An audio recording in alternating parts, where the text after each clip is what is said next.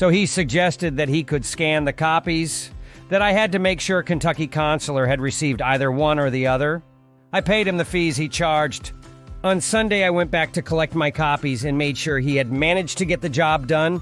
The current year, some pastors joined our batch to finish their third year, as they had only done 2 years according to the previous curriculum. In our dormitory, they added Rengu and the others. During that night, from Sunday to Monday, something weird had happened. Rengu dreamed that a student had been attacked or killed, and he woke up his colleague to pray in the middle of the night. I remembered involuntarily the same night going upstairs, entering the classroom, and going downstairs back to bed. In the morning, the new manual labor leader, Taku Alfred, made a group for cutting the grass, as we did in previous years. He put me with another student, and our portion was close to the valley that ran along the river called Kumba Water. I was in my shorts, had new slippers on my feet, and was using my new and sharp cutting tool. Barely 30 minutes passed. Taku came to call my companion to go and show him another portion that we had to cut after finishing in that first place. Continuing alone to work with my head down, suddenly a slide took me and I could see myself upside down going toward the hollow. I shouted, "Jesus, Jesus!"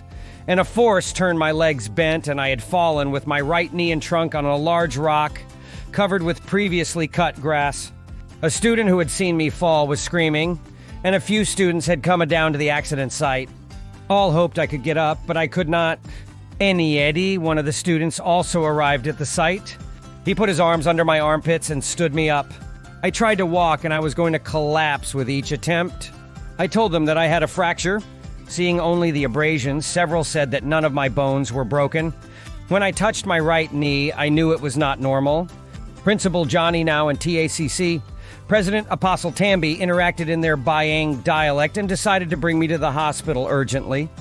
The x-rays did not reveal anything at the level of my chest and abdomen, but my right kneecap broke into 2 pieces. Dr. Ojong proposed surgery to repair the fracture. I was kept in the hospital, and on the second day I underwent surgery followed by a cast that went from the thigh to the ankle. Being a few days in the hospital, I appreciated the good care of student friends, officials, and Christians. Some students slept at my bedside and had helped me with the ADLs. Our colleague Esamba, being a carpenter, made 2 crutches for me. Once discharged, I returned to campus. I was only going to the hospital by appointment for up to 2 months.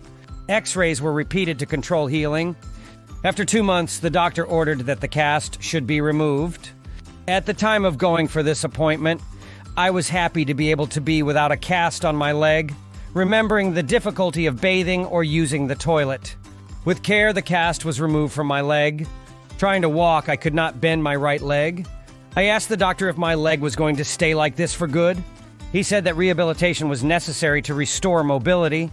I took RV with the doctor of physical therapy, PT, in town. I paid the fees and the rehabilitation began. The pain at first was almost unbearable. I shed bitter tears. The doctor told me that if I wanted to reuse my leg, I would have to cry and let him do his job.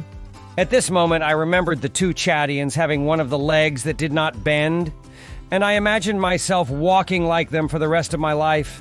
Not only the worry of being disabled, but my plan to go to the interview for an imminent immigration to the United States had generated a lot of concerns.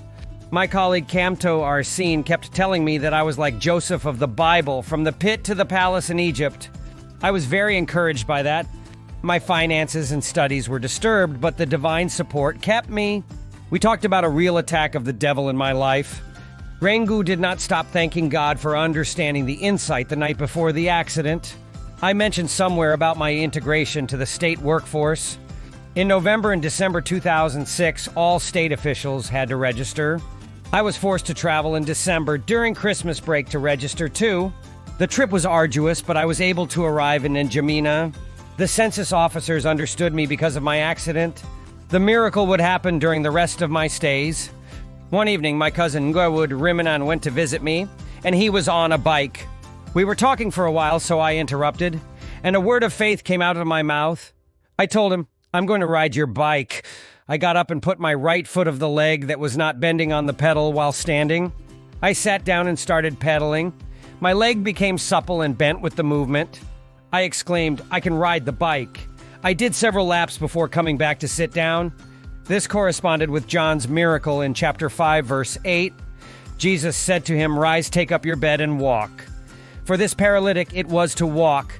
For me, as I was already walking but improperly, God performed the miracle so that I could bend my leg and walk properly until now.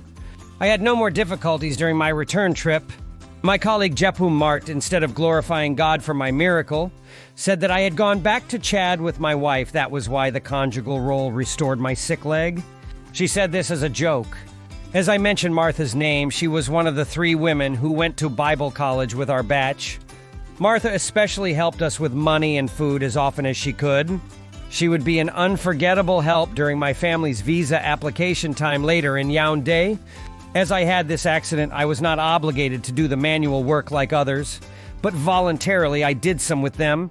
To mention my immigration project, every time I checked the quota, if my application number was getting closer, it increased the faith in me.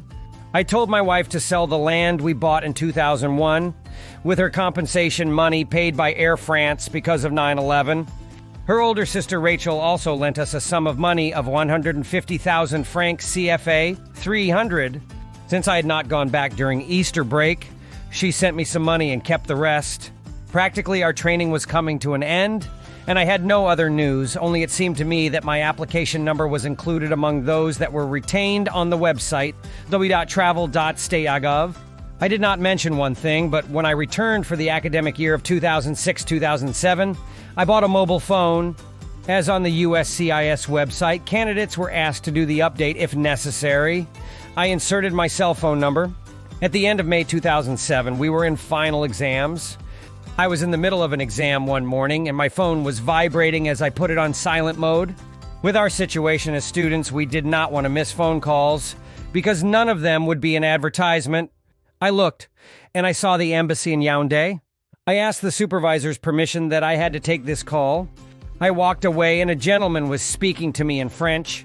He said in an English-speaking accent, "Nubasem, you will have a RV for your interview at the U.S. Embassy in Yaoundé on June 15, 2007. You will need to bring all the requested documents to the USCIS website." I had sat back in my place all joyful. I do not remember how I finished the exam that day. The closest friends heard the good news. Then it was the camp and the teachers who knew about it. The first week of June 2007 was the preparation for the graduation ceremony. Apostle Abel, Pastor Enoch, and 2 other pastors had arrived in Kumba for the event. My wife Florence traveled from N'Djamena in the company of the servants of God who came to assist their students in another city in Cameroon. When they separated on the way, Florence was able to arrive in Kumba, and the number reached 5 people who surrounded us at our graduation. The last church where I did my internship, and a Christian businesswoman who supported us a lot, and because of their friendship with Josue, committed themselves to the organization of our reception as Chadian students. This lady also hosted, fed, and financed the delegation of Chad. My wife and I had managed a place to sleep as a couple separately. Before being very busy with the end of training, I prepared the mind of Yamudal Thierry, our friend from Yaoundé, that my wife and I would be at his house at the end of June for my interview at the embassy. The money my wife collected had been spent largely on her trip and stay in Kumba. I would hope that our leaders in Chad would give me my share of travel money, as I would not immediately return with them, but they did not give me anything. However, my wife and I left the same day with a delegation of servants of God from Chad. Josue traveled with the ministers, but my wife and I stopped in Yaoundé and stayed with Thierry. Our friend's situation had changed shortly before we arrived at his house. He and his family had a decent life when he worked at the gas station. The wickedness of his bosses caused his dismissal, and he was unemployed. It was not interesting to rent a house and to feed his family, being broke. Being a Christian, it was rare to see him sad. He became our guide to the procedures at the U.S. Embassy. Speaking of the steps, on July 2nd, 2007, we went to the embassy for my interview. An officer received me at the counter and took my passport to verify my identity. Then she showed me the list of recommended things before starting the interview process. The important points were the fees to be paid, 165,000 CFA or 330, and the medical examinations to get done, such as chest X-ray, HIV and TB tests, 85,000 CFA or 170.